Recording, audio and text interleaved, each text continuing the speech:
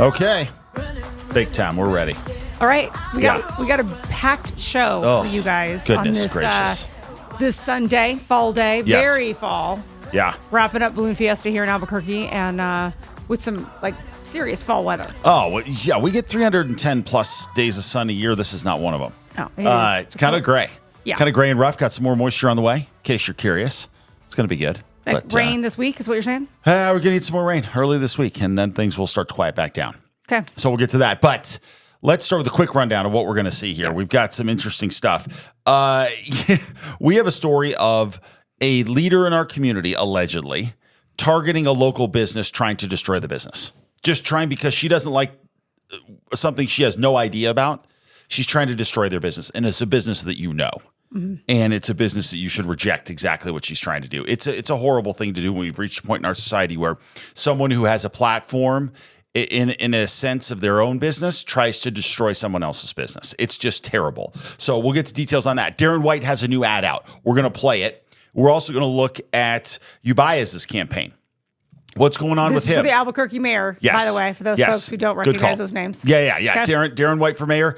He's the guy right behind Keller as far as the best shot to beat Tim Keller, it looks like. Mm-hmm. Ubias doesn't look like he has any sort of shot, and he's a Democrat running to the left of Tim Keller. We'll explain why that's not working right now. Okay. And then we'll get into a variety of other things here. Some interesting national stuff. Katie Porter, many of you have seen the video. Goodness gracious. We're going to dive in on that in the political ramifications of Katie Porter. If you haven't seen this, it is delicious. It's hilarious to watch. So we will do that as well. We're also going to look at the New Jersey and Virginia governor's races getting very tight. The government shutdown.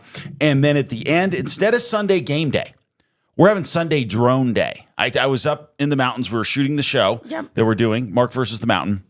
And I took the drone out and got some beautiful stuff. So we'll show that at the end. Okay, well, a couple of our comments that came in. And by the way, if you want to make comments, please continue to do so. We appreciate those. Make sure you actually hit the subscribe button right now on that YouTube channel if you're listening. And if you're listening to us on a podcast platform like Apple, Spotify, it would be great if you could rate, and review the show there as well. This really helps us. We definitely have new viewers. We can see the numbers going up, and we appreciate it. We want to get that subscriber rate back up. So if you guys could hit those. And then a quick mention, if you want to sign up for our emails, just go to nodoubtaboutitpodcast.com, sign up for our emails, and all we do is send you new shows, the links to new shows. That's it. I promise I won't spam you, nothing else. We don't need you spamming people. I will not spam you. Right. I assure you. Don't want you Spanberger. But people. What? Oh, gosh, please don't use that lady's name. Anyway, okay, so you had a little birthday message. I didn't pull it up, but one of our viewers wanted to make sure and wish you happy birthday, which I thought was really nice. Very nice. I didn't mention that it was your birthday last week. Yeah. But we did. I threw this as my favorite picture of you as a small kid. That's on my birthday, actually. Yeah, I know, and it's super cute. And you look exactly the same. So I think that's my favorite picture of you. What are you, like 6 there? Yeah, probably right in that 5-6-year-old. Five or 6 or 7, right, Ella? 6 or 7? Yeah. She's dying for me to say that. So 6 or 7. If you don't know what 6 or 7 is, ask your kids. Again, I still don't. 41 though. No, it's 41 is not going to. No, 41's not going to take off. I heard it was. Ella's a little Fiesta fried right now. She went to Fiesta this morning. She's a little tired. Ella doesn't have time for us. She doesn't have time for us today. Okay. She's a little salty. She's just punching the show. Yeah, but if you don't know what 6 or 7 is, ask your kids, and good luck with the explanation. Okay. Also this week, just a little news flash, a little reminder, mainly for you. Right. Not even our viewers. What do you mean? We got nothing going on this week. What are you talking about? Yeah. It is our anniversary. What? Yeah. And I pulled a couple of my favorite pictures. Oh my gosh. First one, if you zoom in, Ava or Ella, the thing is the weather was terrible that we got married in Santa Fe outside on top of La Fonda. And the weather was so bad. And this is my opening line to you was, I want to thank you for the weather today. Yeah, that was rough. It was not good. Wind was blowing, cold. Yeah, it was rough. It was rough. October 14th is our official anniversary. And then I wanted to make sure, this one I just thought was cute because you always made me laugh. Yeah.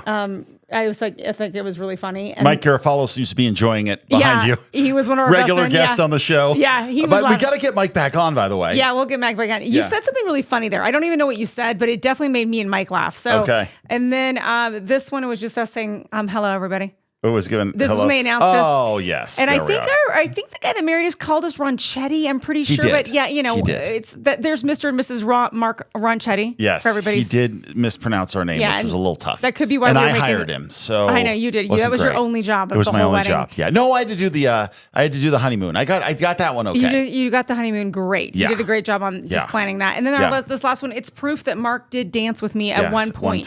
One time. Yes. One It's time the last time I we danced. caught it on film, everybody. I mean, not there even it film. is. I don't even have it on video. I just have a photo of it. Yeah. So there you go. But Yeah. anyway, happy anniversary. I'm going to print that one off and hand it to you every time you want to dance. I can't wait to see the gift you got me for Tuesday. Well, you're going to be very excited. It's going to be great. As soon as I get it, I'll let you know. Okay, so it's 19 years. It's kind of next year is going to be huge. I want you to know that. Next year's big. Yeah, it's going to be huge. It's going to be huge. Next year, you're going big time. Yeah, Okay. All right. So we're going to start with this. Now, we want to start by explaining, okay, that who we're about to talk about here, Kevin McCall from McCall's Pumpkin Patch, is a friend. He is perhaps one of the nicest people in the state of New Mexico. He and his family are great people. Many of you, I bet most of you that live in New Mexico have been to McCall's on Halloween. They are a family that has given back to this community endlessly, and they are great people. Kevin happens to be on the Torrance County Commissioner. He has to be, he happens to be on the Torrance County Commission, right? And he's one of the members there. Okay. And many of you have heard, and this is the way it is down in Otero County and in Torrance County, they have correctional facilities there, and they have contracts with ICE. Okay. They have contracts to keep people behind bars that are dangerous. And it turns out that they employ hundreds of people doing that. People feed their families by actually enforcing the law. Who knew? Who knew? So Kevin's sin in all of this, and what we're about to describe is Kevin's on the county commission. The county commission oversees the Torrance County Correctional Facility, which has a contract with ICE. That's the end of it. That's it. Okay, that's what Kevin does. Kevin also and his family own McCall's Pumpkin Patch. Okay? Now, Ellen Bernstein, who is head of the Albuquerque Teachers Union, decided she was going to reach out and try to destroy their business. She went out and wrote a note to teachers in the Albuquerque School District, deliberately trying to deceive them, creating a personal connection for Kevin McCall and ICE, which doesn't exist. But she tried to do this so that she could destroy a longstanding New Mexico business that supports people every single day as they work in our communities. And by the way, she's trying to destroy the Torrance County Correctional Facility as well. Other people that have jobs. This woman doesn't care. She's all about how can I destroy someone? And so that's what she did. Okay, so she sends out this email, and it starts, the subject line is McCall's Prison Patch is the name of it. Right there alone. Trying to sow any sort of fear that you can is what she's trying to do here. And to try to act like she's not is ridiculous here. So her whole goal here, remember, her whole goal is to make sure other people end up fired or end up losing their jobs. That's her goal. That is her goal in this whole thing. Or she'd lead a big boycott. That's basically what she's trying to do. What does a boycott lead to? It leads to destroying a family. Exactly. It leads to taking a longstanding New Mexico family and destroying them. Oh, well done, Ellen Bernstein, because you're not a nasty person at all for this. But go ahead. So this is what she says. Every fall, some APS educators plan field trips to McCall's Pumpkin Patch in Moriarty. If you're not familiar with Kevin McCall, the owner of the farm, he is vice chair of the Torrance County Commission. As such, he has proven to be an unquestioning supporter, literally, of using the Torrance County Detention Center to house people detained by ICE. Well, that is the job of the... And their job, again, people that have committed crimes that are in this state and here illegally, we have to actually enforce the law. Okay, so they have a contract to actually enforce law. Again, believe me, Captain's six-figure salary here, who lives in the lap of luxury here, she doesn't care. She's not relying on one of these jobs. So again, she's getting all her cash. She doesn't care. But anyway, go ahead. The jail has been the scene of various documented human rights violations against detainees, but Mr. McCall and the other commissioners excused that in the name of economic gain for both the county and private interests. Here's what Source New Mexico reported. Well, economic gain, just so you know, just so this ignorant fool can be called out for what she's saying, economic gain for the county. That means jobs for the people who live there. Those are families that rely on correctional facility jobs. Now, not all of us can sit there and be some fat cat and take money from your union and from APS. Not everybody gets to do that, Ellen. Turns out other people have to go to work every day, and they don't get to write inflammatory garbage and collect a six-figure salary to do it. This is what's so infuriating. You have people that hold these jobs that go and grind every single day, and she turns it into some dark entity that is collecting all this money. Yeah. Right? I mean, there are people who have jobs there. Yeah. These are people in Torrance County that rely on those jobs to feed their families. But again, Ellen doesn't care because Ellen's about politics. So she's quoting Source New Mexico, which that's a joke in itself. But anyway, whatever. Torrance County's elected officials unanimously voted to extend the contract that allows U.S. Immigration and Customs Enforcement to incarcerate asylum seekers at the Torrance County Detention Facility in Estancia. Okay, I'm sorry. Again, restated. So what they approved is to continue to have jobs in their county because they're putting people behind bars that have committed crimes in the United States of America. So sorry about that. Yeah. We're going to keep the detention center. We're going to lease that to you. Yeah. Okay. Commissioners Ryan Schwabeck, Kevin McCall, and Samuel Schropp on Wednesday morning voted in favor of allowing County Manager Janice Barella to sign an amendment extending the contract by 4 months. The commissioners held the vote in a matter of about 10 seconds without any discussion. And then she wraps it up with spooky stuff. Beware of rotten pumpkins. Tying in again McCall's pumpkin patch, his personal business, to the fact that they've signed a lease as part of the county, which is completely separate. And by the way, if he said no, he should be kicked off the commission. If he said no to a legitimate contract to keep criminals behind bars and keep his own people in his county employed, Kevin McCall should be fired. Kevin McCall should be absolutely drummed out of office. He did the right thing by his own people. I don't care whether you like what ICE is doing or not. The fact of the matter is we have an obligation. Anybody who serves has that obligation to do what's best for the people of their county. And this is clearly what's best for the people of their county. Right. And meanwhile, she sends this to all these teachers at APS, right? Well, then it funnels onto Facebook, which becomes a nightmare for all of these opinions of people like trying to connect some sort of dots, drive fear that now ICE is going to be at McCall's arresting people. I mean, it spiraled so quickly. So here's a piece, a little snippet of KOB, who actually did a pretty decent job at covering the story, I have to say. So we're going to show a little bit of this to give you a little bit more taste of some of the coverage that's been handled so far. Yet another example tonight proving you cannot believe everything you read on social media. This time, a popular pumpkin patch is having to do damage control. It appears someone took a morsel of truth about ICE operations in Torrance County, and turned it into an online rumor that sent fear and That'd be anger Ellen throughout our Bernstein who community. did that. Yeah, just say so her we name. know. Yeah. And what's not. That's what Monica Lagronio found out for everybody tonight, because Monica, the business in question here, a pretty popular one, it's McCall's Pumpkin Patch in Moriarty. Yes, and Tessa, we saw just a lot of online posts warning people not to go to the business, claiming that ICE agents would be there. Now, those rumors also claimed that the McCall family invited them out to hang around the farm. Here are just some of those posts. People called on New Mexicans to boycott the pumpkin patch, especially if you could be profiled. So how did these claims about McCall's get started, and was there any truth to them? Now, the owner of the pumpkin patch, Kevin McCall, is also a Torrance County commissioner. In 2017, county officials reopened the Torrance County Detention Facility and contracted with ICE. Since then, immigration detainees have been housed there. Just this past March, the county commission extended that contract. So being a commissioner who agreed to extend a contract with ICE is a far cry from allegedly inviting ICE agents to your own private business. So do we know how so let's just right there. I that's- mean, and I think Tessa makes a very good point, and it's exactly right. Right? They interview Bernstein, and she just, I didn't say anything. I didn't. So she lights the fire on social media, knowing this thing's gonna take off. And then is like, what are you talking about? This is the kind of thing we're talking about. This is the sort of rhetoric that ends up leading to violence. It's a lie. So why are you doing this? Why are you inciting people? You're inciting people because you want them to get angry. You want them to try to hurt the McCalls. You want to try to start a fire that then you can back off and say, what are you talking about? People like this are disgusting. And anybody who would go and try to destroy your business because they don't like your politics, it drives me crazy. Yeah, it really does. I don't care what. I mean, honestly, if you're somebody who tries to drum someone out of business, and if you're a conservative trying to do it to a liberal, you shouldn't do it. It's terrible. And she is somebody who is my problem with her is that this extends well beyond what's happening with Kevin McCall. Ellen Bernstein is one of the biggest reasons that we are last in education. She does everything possible to make sure low-income New Mexico children stay in failing schools.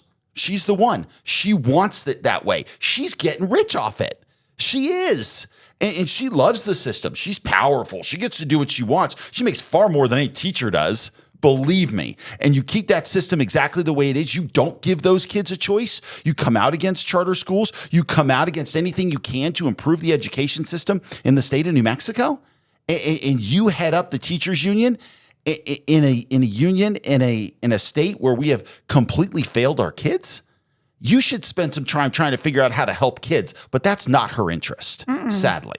No, not at all. Not even close to it. So do us a favor. Go see the McCall's Pumpkin Patch. Yeah. Go buy pumpkins. Go buy the Haunted Farm Pass. Go do whatever you can. Get a fire pit if they're still available. But throw your arms around Kevin McCall and his family because we go every year. It is one of Ella's favorite places. Our girls love to go there. We're going again. I mean, we can't wait to get there. So it is a great spot for everybody to kind of welcome in the season, right? The harvest season. And at the end of the day, it's a farm. Do you know how hard it is to farm? I mean, honestly, like going after farmers now, it's ridiculous. No, this is a great choice of the kind of state you want to have. Do you want to have a state that's run by and populated by people like the McCalls who will do anything to add to their business, to create something special and create memories for people, and they're great people. He gives back, his wife gives back, their sons give back. They're great, okay? Or do you want Ellen Bernstein? Do you want the nastiest person you can find who will do anything possible to destroy New Mexicans' lives? And by the way, who oversees the biggest failing enterprise in the state that is leaving our kids behind? Which side do you want to be on? Because you get a choice. Be on the good side. Be on the McCall side because they're good people. And again, go check it out. And don't let people like Ellen Bernstein win. Yeah, exactly. Okay. So speaking of winning, okay, we've got a mayor's race coming up. We do. And early voting I think it's happening this week. I believe it starts this week. Yep. In the mayor's race for Albuquerque's mayor, right? And so we've got some interesting stuff coming out, numbers we've shared in the past. But Darren White's new ad is out. Yes. And so we wanted to make sure and show his latest TV ad. Or his new TV ad. Yeah, just the one thing. So you have Keller and you have Darren White's, believe broadly, if you believe all the polling, it's multiple different polls. That Darren White definitely has the best chance to end up in a runoff with Tim Keller. And so, yeah, this is his ad. Tim Keller's record, over 750 homicides, homeless tent cities everywhere. We need change now. Republican Darren White for mayor, veteran of the elite 82nd Airborne, two-term sheriff, tough on crime. 8 years of failure is enough. No more sanctuary for criminals, and the tent encampments, they come down on day one. Darren White for mayor. I'm Darren White, and I approve this message because it's time for a change. Paid for by Darren White for mayor. For mayor. Okay. So the question becomes, Darren White there focusing on crime and homelessness. Okay. And you say to yourself, why is he focusing on those two? Here's the polling. Okay. It's very simple. Politics is not hard. Not hard to figure it out. What are the two biggest issues for Albuquerque voters? 53% say crime. Another 47, homelessness. And everything else is not even close. Mm-hmm. So if you're running for mayor, this is a behind the scenes trick. That's what you talk about. Right. You talk about crime and homelessness. That's it. And you actually talk about like the solutions that you're going to do for it instead of Keller's ad, which is like, hey, we don't have a problem with crime or homelessness. Right, I agree. But if you're Keller, that's the right race you run. You run look at all the great things we're doing. Pay no attention to this burning over here. Yeah. Don't worry about this. I know there's a massive house fire behind me. Please don't pay attention to that, right? That's Keller's job. I can respect that. That's his job. He's got to trick everybody into thinking everything's going well. I understand that. But Keller's got to trick people, and Darren White doesn't. Mm-hmm. Darren White can actually talk about what's really happening. And really, it's not just an issue of Albuquerque. It's an issue statewide. In fact, you look at the latest FBI numbers, here they are. So it's not just Albuquerque. It is New Mexico as a whole. Right. Here's a look of states ranked by total crime rates. Guess where New Mexico ranks, everybody? We're winning. I mean, we're winning again, and not in a great way. This is not the list you want to be on the top of. We are number one under, and then Colorado, Louisiana, Washington, Oregon, and Tennessee. Those are the top five. Yeah. And so you look at this and you say, it's a huge problem in Albuquerque. It's a huge problem in the state. And so it was our number one issue that we talked about, right? Mm-hmm. So it's something you always want to make sure you're latching on to because it's what people care about. And you know what's interesting? Since you ran, the same two people are still in office for mayor and governor, and our crime rates have just skyrocketed even more. So again, you keep voting the same people in, nothing changes. Right. Sorry, just my little plug about that. But so then the question becomes, right? So this is why we want to talk about this, because I want to talk about Alex Ubias for a second. He's running against, so you got Darren there, and Darren looks at the polling. We know the people who run Darren's campaign, they are logical. They look at actual numbers and go, okay, here are the two big issues. Hammer him on these two issues, right? I mean, it's very simple stuff, okay? But then Ubias is running to his left. And I'll tell you, I read the profile of Ubias in the Albuquerque Journal a couple of days ago, and I don't know who's running his campaign. But I can tell you this much. If I was running his campaign, and I could run, if he wants to be competitive, I don't agree with anything with Ubias on anything, but we can run a better campaign than this. Read the headline on the Journal article. Okay, just read me this headline. Alex Ubias seeks better implementation of good ideas in bid to be a good ABQ mayor. Are you kidding me? Yeah. All right, first of all, that headline is horrendous. I know, okay? and Dan Boyd wrote it. Okay, which, no, Dan Boyd, they don't write their own headlines. Oh, got it. Okay. But Dan did write the article. Sorry, Dan. Yeah, we don't want to get Dan that one. But that, first of all, that headline, I don't even know what it means. Okay, first of all. And then I read the article and I know what it means. I even bet worse. AI writes the headlines now. They might. I don't know. I don't know. They do. But if you look, it says Alex Ubias seeks better implementation of good ideas. Okay, so basically what Ubias is saying is, hey, look, Keller's ideas are good. I'm just going to implement them better. You're never going to win doing that. Never, sir. So do yourself a favor. And drop out. Do the voters a favor.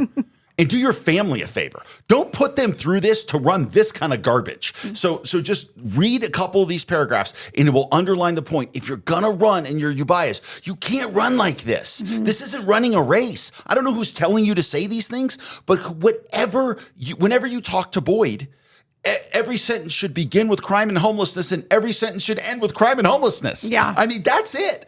I mean, that is it. But here's like the first couple paragraphs, and I just clipped a couple of them here. Okay, Ubias said he voted for Keller in 2021, but said the incumbent mayor has been unable to follow through on his ideas. Quote, if you say the good ideas and then you make the big promises, but you don't actually deliver on them, you're making the good ideas look bad, Ubias said.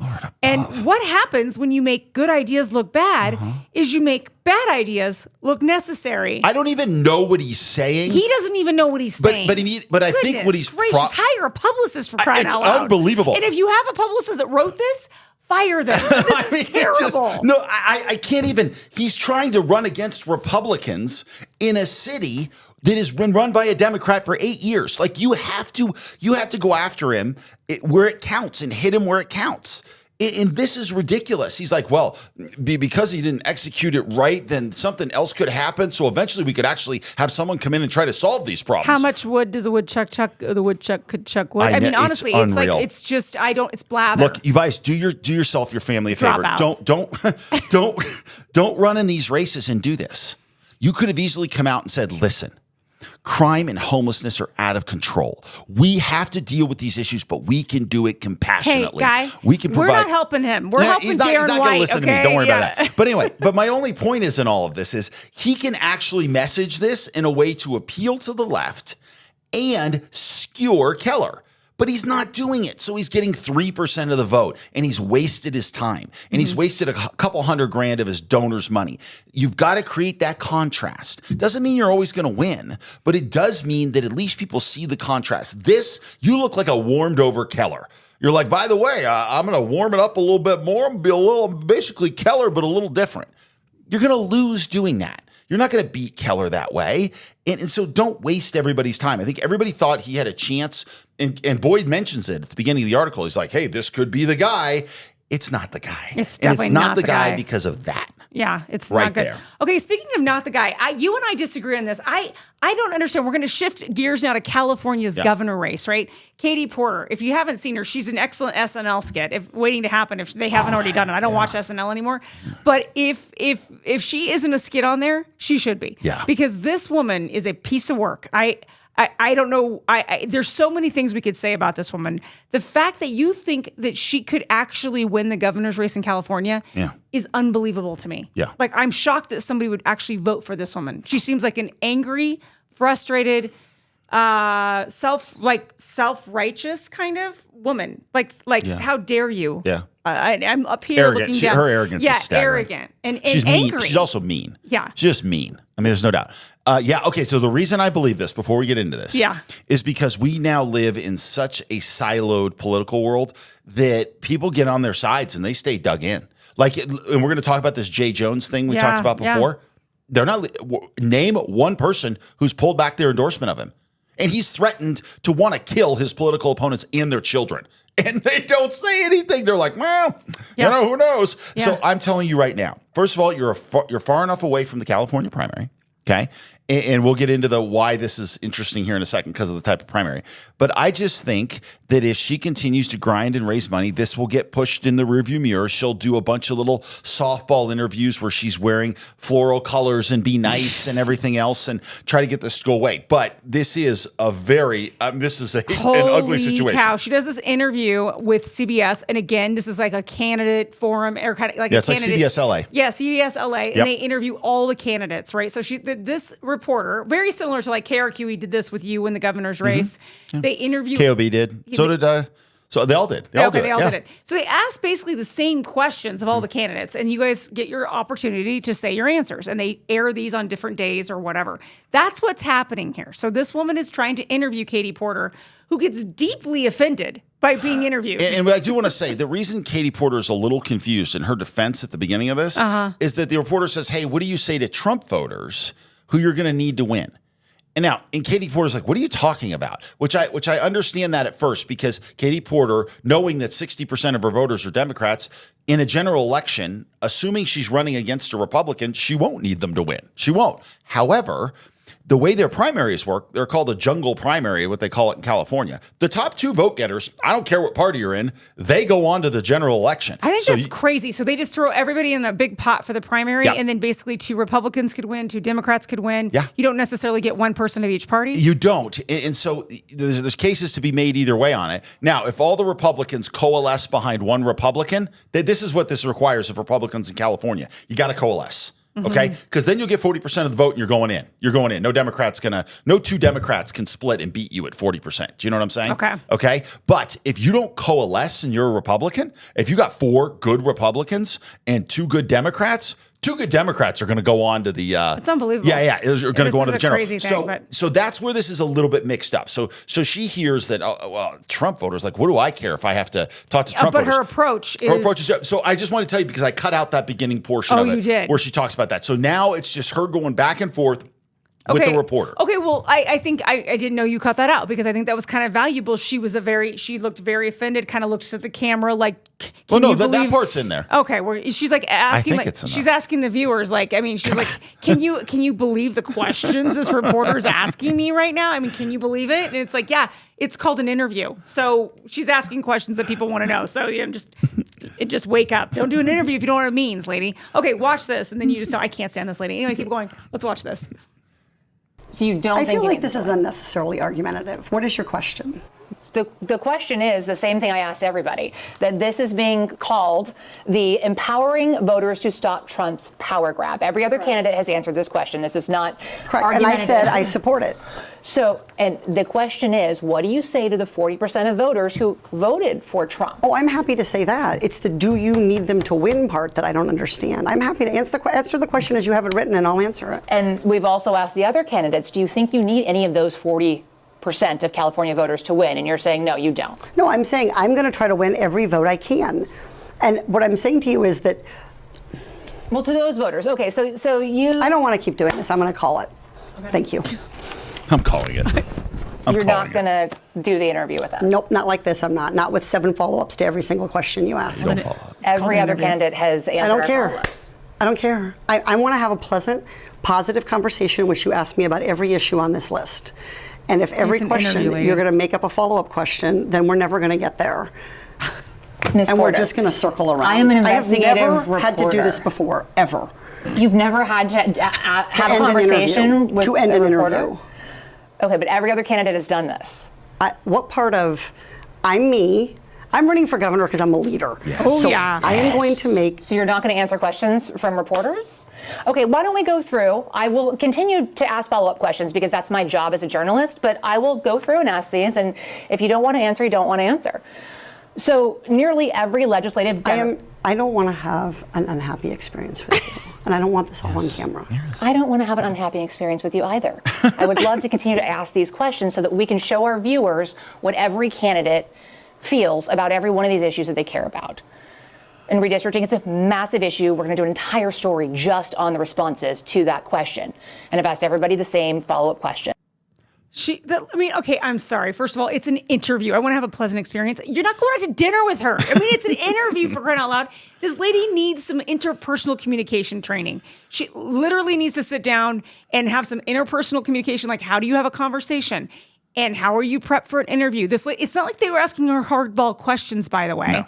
They didn't even ask her a hardball question. Not that I heard. And then, I mean, honestly, to the credit of that reporter, which I don't even know anything about this reporter, she stayed really calm. Yeah. Like, I have to give it to her because I'd be like, I would probably start laughing. Like, I'd be like, wait, you're calling it because I asked you about one thing? I mean, yeah, a follow-up question is called an interview. I mean, honestly. Well, so the funny thing is, too, that once something like this happens in a race like this, the feeding frenzy begins because people then say, oh, let's go see what else she's done. Right. Let's go see what she's all about and see if we can find anything that reinforces her worst moment. And turns out there's plenty. Yeah. So take a look at this one. This was, I think she was doing a live recording on tape. Yeah. Yep. Okay. So it wasn't live, but her staffer walks in her shot. And if you haven't seen this video by now, well, I guess you're late to the game, but we're going to show it to you anyway in case you just want to catch it again. But here, just listen to her just cussing out her own staffer. And just watch the reaction of the staffer, by the way, because I'm sorry, if somebody yelled at me like this, I'd have a different reaction. The reaction that you're about to hear from the staffer is someone who has heard this many times, yes, brushes it aside, and moves forward. That's what I just said. The staffer is very, very professional. That's what I just said. You're in my shot, guy. You're in my shot. That's what I just said. So anyway. Okay. I feel that way with the staffer. I feel like the staffer right now. Okay, let's show this clip. Other problems, and the state could lose. Get out of my shot. I wanted to tell you that that's actually incorrect. It's not that it's electric vehicles. It's that if we don't meet the commitments under the Paris Climate Accord. Okay, it does. Okay, you also were in my shot before that. Stay out of my shot.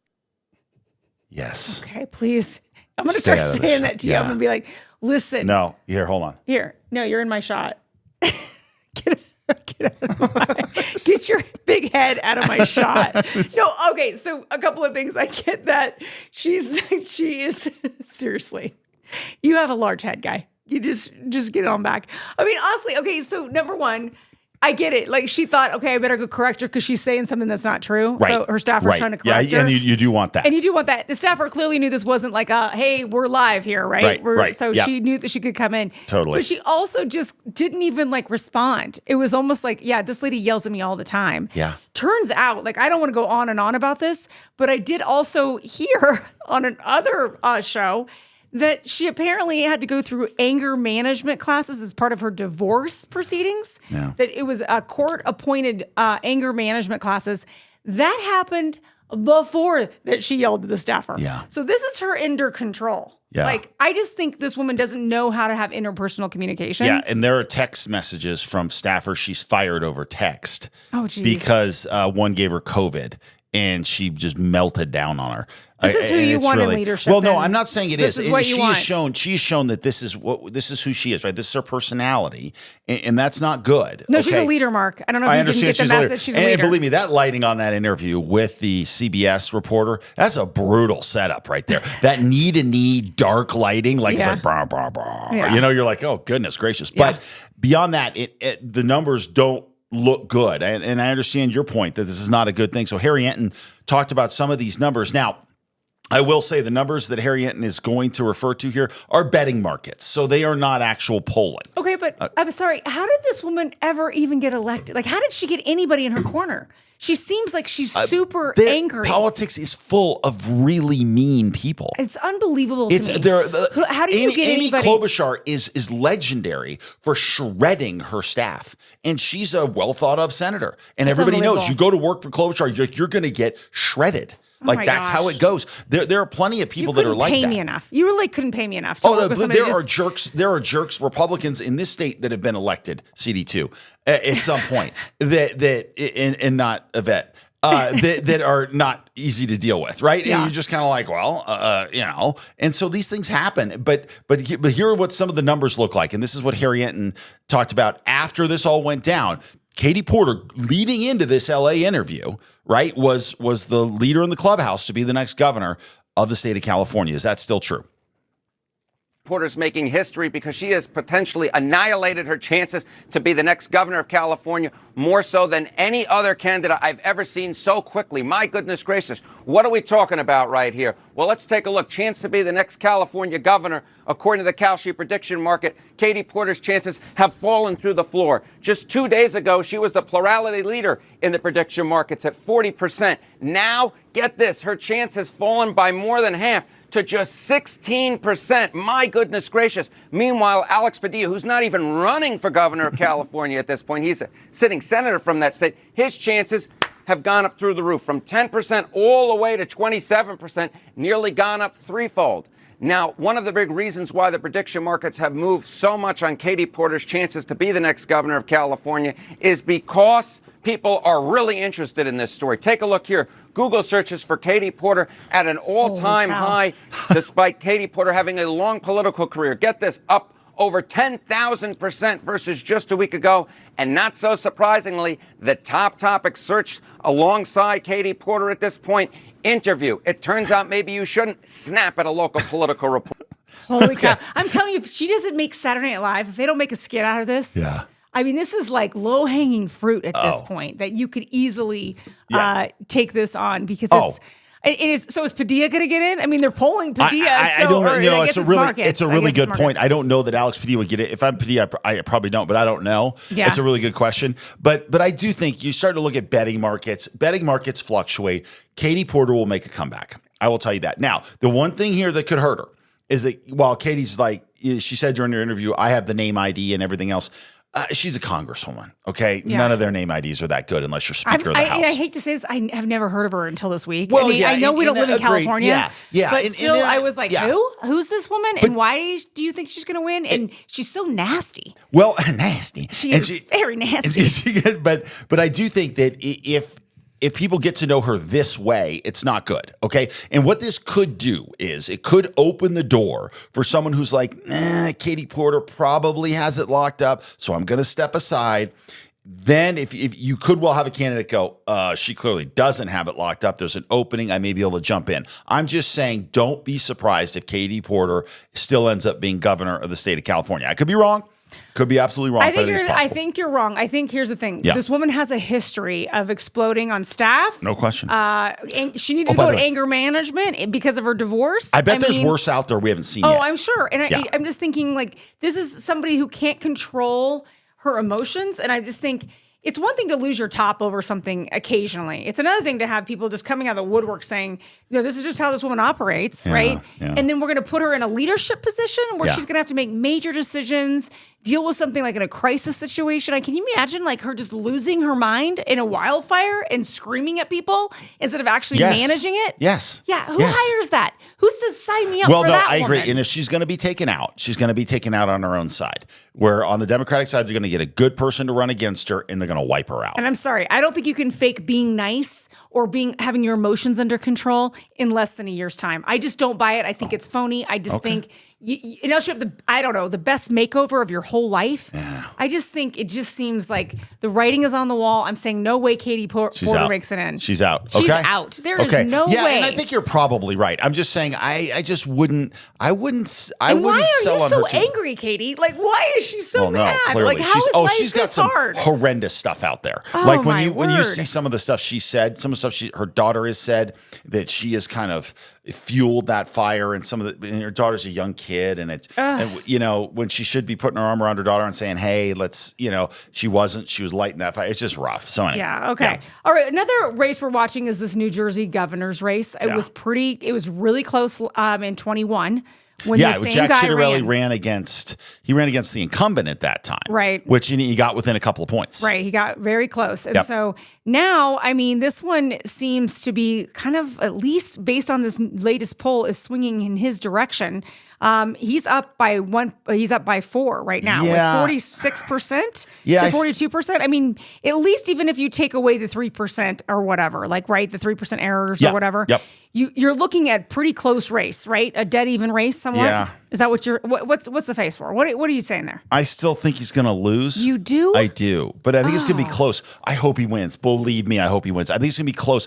I think their machine in New Jersey is tough to beat. Yeah. But I think it's going to be super close. And I think this is the third time Ciattarelli's run for governor? This would be his third race. I think this is the one. I think he could win. I definitely think he could win. He's well liked. Yeah. He runs good campaigns. Right. And he keeps it. The fact that he's been this close. Yeah, this is close. And this is a crazy kind of deal. Trump lost in New Jersey by 225,000 votes. That's pretty close. Actually. So it's kind of an interesting dynamic. A lot of people compare New Mexico and New Jersey. There is that kind of thing, just because they're saying like close races, could it turn? It looks like a blue state. Could you turn New Jersey would be even, I would say it'd be farther left than New Mexico. Right, even. Right, because it's East Coast, right? That kind of always leans that way a little bit more. Yeah, I think we have more of a centrist sensibility, I think, in New Mexico, at least a lot of people do, than opposed to New Jersey. But then again, New Jersey is sliding more than we were and did in the presidential race. Yeah, so it'll be interesting to see. We'll be keeping our eyes on that. That race is in November, so it's right around the corner. It's just in a few weeks. And the betting markets. So if we talk about the betting markets, they're still believing that Mikey Sherrill is going to win. And here's what Kelsey says on it. It still gives her like a 77% chance to win. Okay. I don't know, though. I think you're right. I mean, I think it's going to be super close. We'll see what happens there. I think there's a better chance to win New Jersey than Virginia, though. Yeah, I know this Virginia race, which still kind of shocks me. So, okay, what we talked about the last show was this AG race, right, with Jay Jones, and Jay Jones basically threatening and making like threatening statements about a Speaker of the House of Delegates, saying that he wanted that person dead, he wanted his kids dead, just awful. And then just basically was like doubled down on it when he was questioned about it by a Republican colleague, and he kind of just doubled down and said, "Yeah, this is how I feel," and da da da da. And then when it all comes out to light, he's trying to say, "Oh, he's sorry. I misspoke. Right. I misspoke. I'm just trying to run for the top lawman of the state, and I'm just fantasizing about killing this guy and his kids." But whatever. I mean, let's not draw those lines. That's too obvious. But so basically, looking at this, what is this actually that we're looking at? That's polling from Trafalgar. Polling. Okay. Yeah, and so it's the latest numbers on the AG ballot, and it shows a pretty significant swing toward Jason Miyares. Okay. So he's now up with and he's Trafalgar. the incumbent right now. He's the incumbent. He's a Republican. Yep. Yeah. He gets to run twice like Youngkin can't. Youngkin can't run for consecutive terms. So Youngkin weird. is... So the AG can, but the governor can't. Governor can't. Yeah. And so now it's a 5-point gap right now with Miyares having a lead. I think Miyares wins that. And then the governor's race is tightening. I don't think it's going to even end up being this. I don't think it's going to be a couple-point race. I think it's going to be a 6-7-point race. Yeah, and then you just call me Spanberger. That's not cool. You called me that at the top of the show. I didn't call you Spanberger. You did. You called me that. But right now, this number, not cool, the Trafalgar number here, 47.7 for Spanberger, 45.1. And part of some of the momentum here, I think, is the trouble Spanberger had when they've had to debate. And remember, Spanberger's been asked about Jay Jones a million times. Spanberger's been asked about bathrooms and kids in bathrooms. The kids in bathrooms thing she has no answer for. None. No, she won't even respond to it, which is weird, which means that she'll probably roll back anything that Youngkin actually's put on. Yeah, Youngkin, basically what Youngkin did was said, look, the bathrooms you use are dependent upon your sex at birth. That's what Glenn Youngkin did, and said, look, you can't be going into other people's bathrooms. So that's what he did. So Spanberger was asked about this, and she basically obfuscated, would not answer that. And then they followed up with the Jay Jones stuff. Right. So they're asking her in this debate, because she has been shown everywhere, like supporting him, saying, basically endorsing him. Well, are you going to remove yourself, from this guy? Are you basically going to say this guy should drop endorsement? Yeah, pull your endorsement, and this guy should drop out of the race. I mean, are you going to do that? So they ask her this very important question. This guy that has been dreaming and fantasizing again of violence, killing a guy and his kids, because he disagrees with them on policy. Okay. So asked about this in a debate question, and here is her response. Thank you, Ms. Spanberger. I didn't hear an answer there on the endorsement issue, so I want to just make sure. Will you continue to endorse Jay Jones to be the next Attorney General of Virginia? And were you aware of these text messages before they released? You have 30 seconds. In fact, it appears that it was those who released the text messages and held them for years. So the public was unaware who had knowledge of these text messages for many years. What did you do about it? I learned of these text messages the day that they came out, and I denounced them as soon as I learned of them. She denounces murder. And importantly, at this point, as we move forward, the voters now have this information that was withheld for them. You're running to presumably for political reasons. But the voters now have the information, and it is up to voters to make an individual choice based on this information. Ms. Spanberger, I understand what you're saying about the voters, but for you yourself, do you still continue to endorse Jay Jones? 15 seconds, yes or no?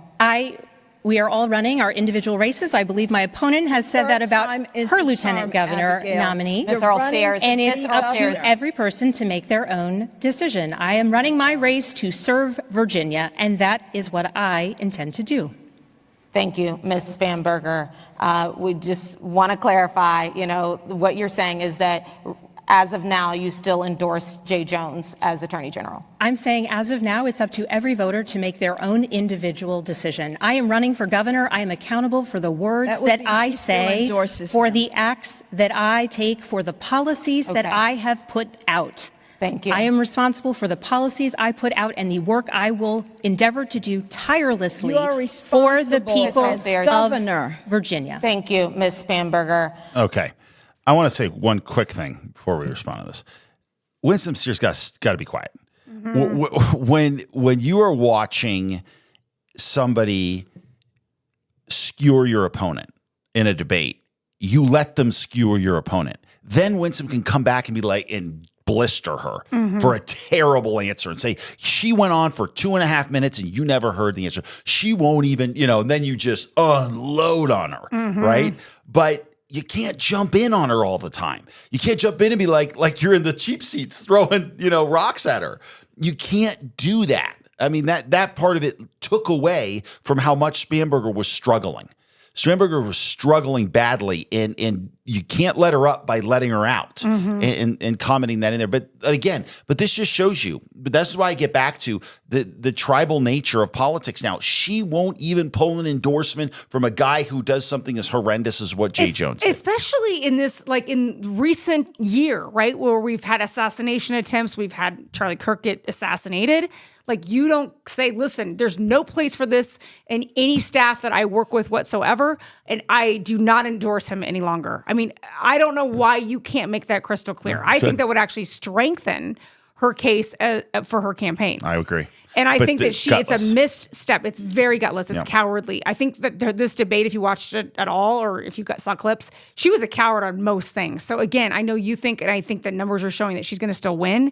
But I just think she is not showing to me any sort of leadership, gusto, and especially following Youngkin, who was a great governor for that state. Yep. I mean, he's done so many good things for that state. It's going to be so sad to watch that state go backwards, because I do think it will go backwards if she wins. Well, I think you're right. And I think he is. I mean, obviously, we're huge fans of his, but I agree with you. And I think that with her, it shows you that so many people are so scared of the edge of their party.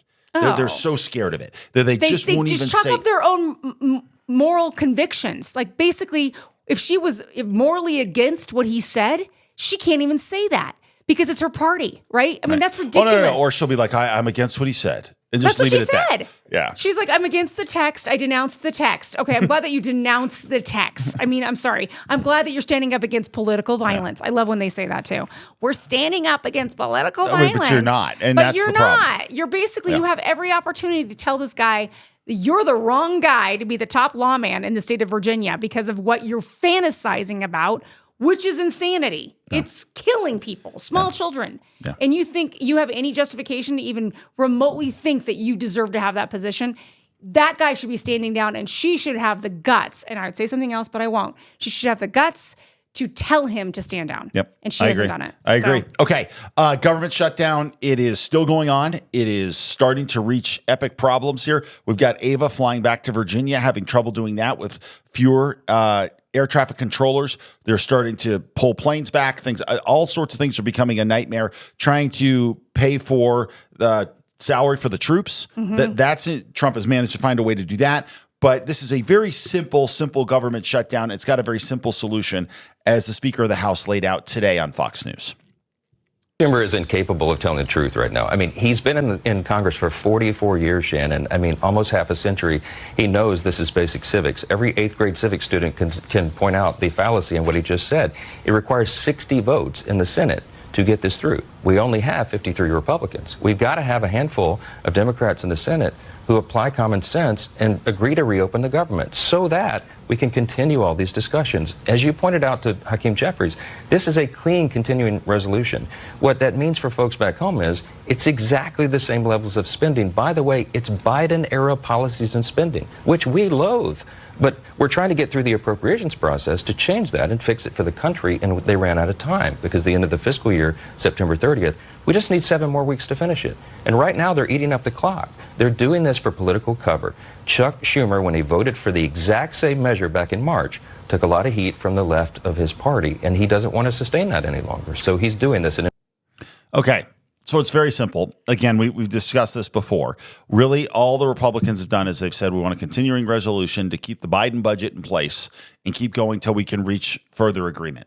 Democrats are like, no, we're not doing that. We want more money. We're not doing that. Right. We want more money and we want control on how we spend it. Yep. And in the meantime, sorry if you don't get to, you're standing on furlough now, or you don't get paid, or well, you're going to start laying people off too, which is going to be a nightmare. So we'll see what ends up happening with this. But I will say you're starting to see, at least even in some of the mainstream outlets, them saying, wait a minute, you guys operated by these rules that, these continuing resolutions, you kept supporting them, Chuck Schumer. And when it was a Republican in office, you'd say, we cannot shut down the government. We cannot shut down the government. Or when it was a Democrat in office, you'd say we can't shut down the government.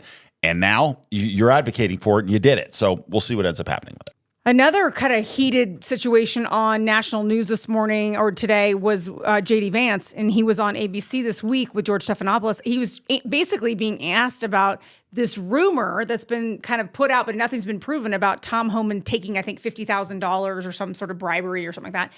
And basically, there's been no proof of it. So George Stephanopoulos kind of tries to put J.D. Vance in the hot seat on this, and I don't know who wins. I think you'll see who wins pretty clearly here. And I think what this exchange is about to show you is the difference in the approach of the Trump administration and everybody else finally taking the gloves off and saying, we're not going to sit here and listen to you guys try to talk about Homans when you've got military not being paid, when you've got people trying to get to the end of the month, the government's been shut down, and you want to ask me about something which J.D. Vance believes has been, completely blown out of proportion. So instead of being defensive, what you notice here from the vice president is he goes on the offensive in a massive way. He does. And make sure you play the whole thing, because the interesting part to this too is George Stephanopoulos tries to drop the hammer at the end after this. J.D. Vance wants to answer it again. He's like, no, I didn't say that.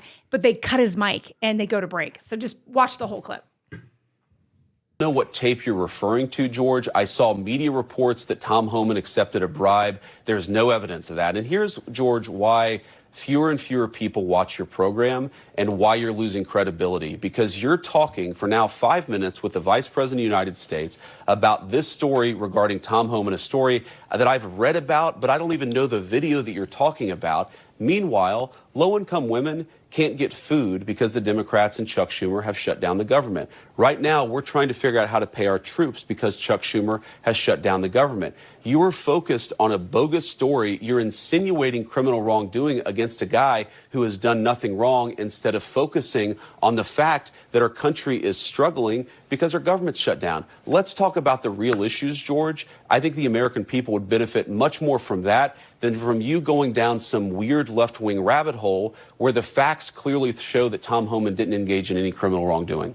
It's not a weird left-wing rabbit hole. I didn't insinuate anything. I asked you whether Tom Homan accepted $50,000, as was heard on an audio tape recorded by the FBI in September 2024, and you did not answer the question. Thank you for your time this morning. No, George, I said that I don't. Up next. We'll be right back. So that's where we've reached. And that is that George Stephanopoulos now will just cut off the vice president of the United States because he doesn't like how it's going back and forth. That just shows you why you create such a nasty media narrative back and forth, and good for JD Vance for standing up and saying, enough of this. Mm-hmm. How about you focus on what's important? And there's no one worse than Stephanopoulos. He shouldn't be running any morning show, a Sunday morning show. He shouldn't be. He's a rank partisan. And remember, you've got Stephanopoulos who does this sort of stuff. You've got Jimmy Kimmel at night who does this sort of stuff. You've got issues with these sort of things all the time with ABC. And these guys are far left. And that's the reason that it's so dumb. And it's the reason that I think we do need to, going forward, have a discussion of what's happening at CBS, because CBS was bought by, what looks now like it's going to be the Ellison family who's going to run this thing as a more of a centrist operation. So they brought in Barry Weiss, who was fired from the New York Times. And Barry Weiss is hardly a conservative. She's not.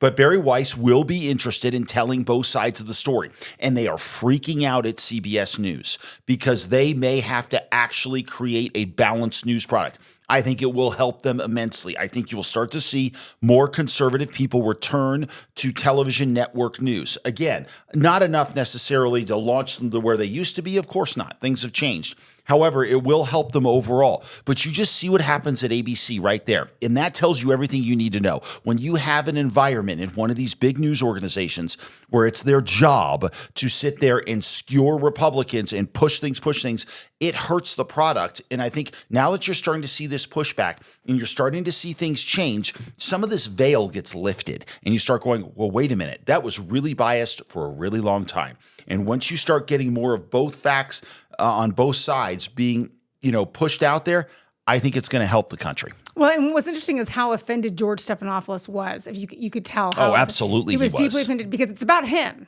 It's not about the story anymore. Yeah. It's about I'm offended personally. You've personally offended me. Yeah. And so, when did we lose that? I mean, again, as reporters, your job is to tell. Oh, he's always been that way. Yeah, it's ridiculous though. Then don't be sitting on a news desk and doing interviews. Well, no, that's on ABC. I mean, they just never should have done that, or they should have brought someone in who has enough wherewithal to be able to say, look, I may be a liberal or I may be a conservative, but I also realize I have an obligation to our audience to be tough on everybody. He's not. He's not. And that's just the way he is. Yeah, so, and again, him cutting him off like that is just another step in this. It's another escalation. It seems very arrogant. It felt, it is. Especially if you thought, okay, I'm going to go to break. We're going to wrap this. But if you have the vice president on there that's like, no, that's not what I said. You would let him finish. No, he wants to get interview. the last punch in. Yeah. But no, I want to drop the hammer. I want to say the last word and then I'm going to go to break. Yeah, whatever. It's ridiculous. It's ridiculous. It seems right. ridiculous. Okay. Okay. Last thing. We're wrapping up with this. Again, usually have Sunday game day, but I had a kind of a weak game week, to be honest with you out there. So hunting season is going to start too, if it hasn't already. Yeah, it has. So you're going to see less and less of those elk, I think, on the camera. Where we shoot these things, there's no hunting, which is good. But then where there is hunting, I'm happy to. I think they all get together and they talk about it. Well, I think maybe so, but I'm just saying. They know that it's hunting season. What I'm saying about no hunting where we are is good is the respect that I don't happen to hunt, but for those of you who do, and you want to send in any sort of jerky or any sort of food, I'm in. Oh my gosh. I'm a huge fan. No, I just don't personally hunt. All right, so here we go. I got the drone out and got some shots. So this is in the Moreno Valley. This is in Angel Fire, and the past week has been the colors are great. The fall colors are unbelievable. Just it really has. This is off Panorama Way in Angel Fire. And just stunning. Yeah, it's great. And if you can't look out over this and understand what God has created and what an incredible blessing it is just to be sitting there, I don't know what to do for you. It's pretty great. And so that was one of the shots. And then another shot here is a little higher up in the mountains, actually. And you can see some of the trees down below in the valley and some of those clouds hanging over the ridgeline. Yeah, it was beautiful. Just beautiful. And honestly, not very cold, but it felt like fall. It just wasn't very cold. Yeah. So it's kind of, it wasn't too bad. It was a nice mix. Yeah. So anyway, enjoy the beauty. This is such a great time of year here. Roasting green chili. You've got the leaves changing. They're going to start changing along the Rio Grande. It's incredible. You're going to McCall's. You're going to get a pumpkin. You're going to get scared at the scary whatever. I'm not. Let them chase you with a chainsaw. I'm not doing it again. I did it last year. All right. I'm not going back into that slaughterhouse or whatever the thing was. I did get scared. I got really scared. I know. Yeah, I got really scared. So I don't need to go back into that. But you kids, you should go out there and go do that. So anyway, thanks so much for spending some of your time with us this week. We appreciate it. We will see you back here on Wednesday. God bless. You've been listening to the No Doubt About It podcast. We hope you've enjoyed the show. We know we had a blast. Make sure to like, rate, and review. We'll be back soon, but in the meantime, you can find us on Instagram and Facebook at No Doubt About It Podcast. No doubt about it. The No Doubt About It podcast is a Choose Adventure Media production. See you next time on No Doubt About It. There is no doubt about it.